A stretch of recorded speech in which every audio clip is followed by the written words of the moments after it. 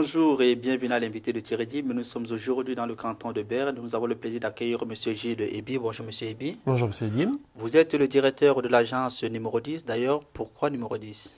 Alors tout simplement parce qu'on a fait une analogie avec le football. En football, le numéro 10, c'est le joueur qui a la plaque tournante de l'équipe. C'est le stratège, le créateur, celui qui délivre la bonne passe au bon moment et puis qui fait tourner le jeu de l'équipe. Et en fait, en communication, on retrouve un peu les mêmes valeurs. Et donc on trouvait intéressant d'appeler l'agence numéro 10. Alors aujourd'hui, les entreprises doivent faire face à la complexité de la mondialisation. Les petites entreprises doivent lutter contre les grandes entreprises et ceci d'autant dans le secteur, par exemple, des médias et de la communication. Est-ce que, par exemple, une agence telle que la vôtre n'a pas perdu d'avance son combat face aux grands groupes de communication? Alors ça fait 11 ans qu'on gagne, donc on n'a pas perdu d'avance avec notre structure de PME. Effectivement, le monde de la communication se divise en deux catégories. D'un côté, les très grandes agences et de l'autre côté, des plus petites PME comme nous. Nous, on a su tirer en fait notre épingle du jeu parce qu'on a une philosophie qui est bilingue et qui nous a permis en fait d'être concurrentiel sur l'ensemble du marché suisse. Autant en Suisse allemande qu'en Suisse romande, on offre une compréhension des deux marchés, que ce soit linguistique ou culturel, qui nous permet en fait de gérer des mandats nationaux et de lutter contre des grands groupes de communication sur le marché suisse. Et donc, on essaye d'être novateur et d'amener des choses, des stratégies nouvelles, des concepts nouveaux sur le marché et de lutter à armes égales avec les grands groupes. Alors, on le sait également, l'une des craintes quand même des petites entreprises, c'est souvent de dire on ne peut pas lutter contre ces grands. Ils sont très grands. Et l'avantage, par exemple, avec les grands groupes, c'est qu'ils ont quand même une palette de compétences qui leur permettent de gérer la globalité d'un mandat. Alors, par exemple, pour les petites entreprises, notamment, elle n'est pas petite, la vôtre, vous êtes quand même 15 collaborateurs. Oui. Comment, par exemple, quels sont vos atouts, par exemple? Je crois que le premier atout, en tout cas nous concernant, c'est qu'on a une formation qui a été faite auprès des grands groupes. Ça nous a permis d'intégrer des compétences, des outils, des instruments stratégiques, de comprendre un peu comment les grands groupes fonctionnaient.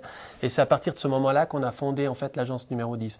Donc on avait un sac à dos déjà rempli d'exemples et de ce que font les grands groupes en fait. Et donc on a pu s'inspirer de tout ça, garder le meilleur, et finalement rajouter tout ce qui fait la force des plus petites entreprises. Par exemple, la flexibilité, la réactivité, la proximité sont autant de valeurs qu'on peut mettre, nous, à profit pour un client qu'un grand groupe aura de la peine à proposer parce qu'on sait qu'un grand groupe, il aura plus de lourdeur, il réagira plus lentement aux évolutions du marché. Et donc, nous, notre force, finalement, c'est qu'on est un peu pionnier dans la communication. On essaye d'être toujours en avance sur les nouvelles tendances, de les anticiper.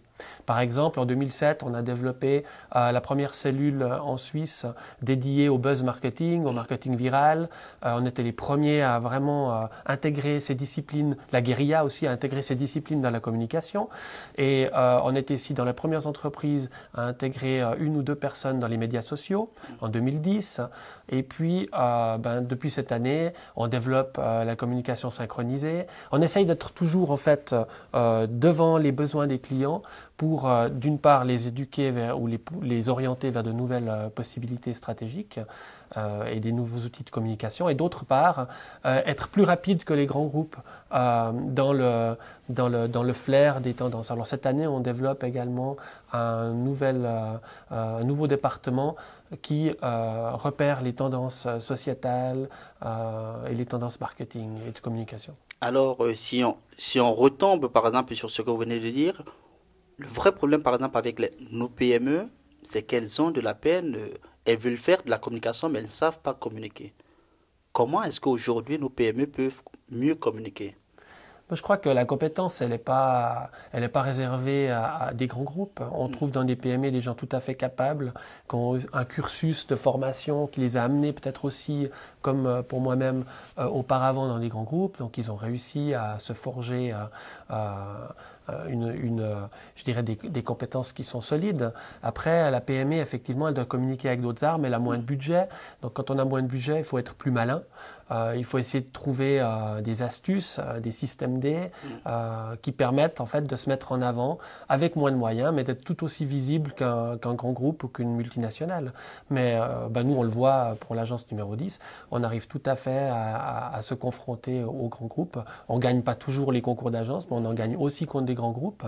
Et du coup, parce qu'on a notre ADN à nous et qu'on est capable d'avoir un positionnement qui est limpide et qui est clair sur le marché et que les clients nous reconnaissent pour une différence, pour un différentiel que le grand groupe n'a pas forcément. Donc voilà, ça nous donne aussi une valeur ajoutée.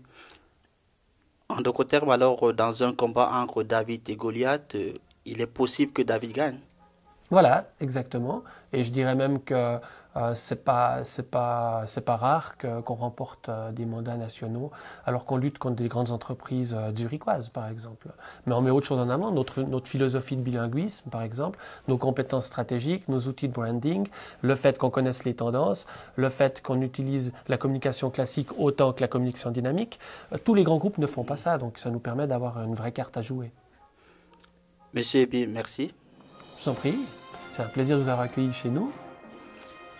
Quant à vous, nous vous donnons rendez-vous très prochainement avec un nouvel invité. Au revoir.